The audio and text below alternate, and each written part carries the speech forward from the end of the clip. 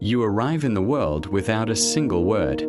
Yet from your very first day, English begins whispering around you, just in soft voices, gentle routines, and tiny phrases spoken long before you understand them. Good morning, there you are. Simple words, repeated hundreds of times, slowly becoming familiar. Not in meaning, but in feeling. Then comes one of the first invitations every child hears. Come here, come to mummy. Or, come to daddy. A baby doesn't know who is calling yet, but they learn the warmth in the voice before anything else. Not long sentences, not explanations. Up you get. Sit here. There you go. All done. Need a cuddle. Well done. Good job. These little phrases become the first building blocks of understanding. Feeding time adds more sounds and rhythms. More. You want more. Finished. Here you go. The baby watches lips, follows tone, and slowly connects actions to words. Without effort, without pressure. Even the nappy change becomes a quiet English moment. Hold still. Nearly done. All clean now. That's better. There we go. A British baby doesn't start with grammar.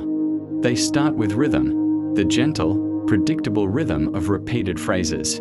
Playtime brings a brighter tone, light, playful, curious.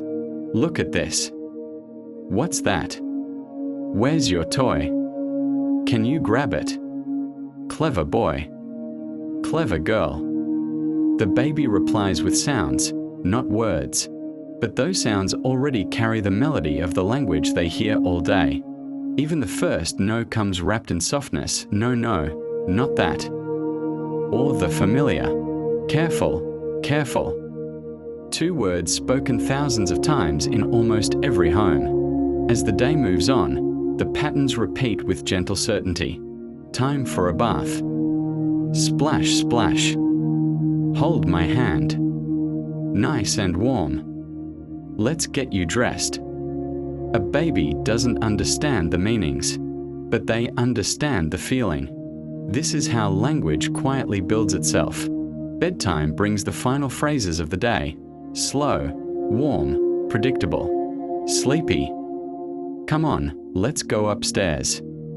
These are the first English sentences a child hears. Not taught, not forced, just woven gently into everyday life. A British child becomes part of the language long before they ever speak it. And one day, almost by accident, the first real word arrives. Not because someone explained it, but because they've been listening their whole life.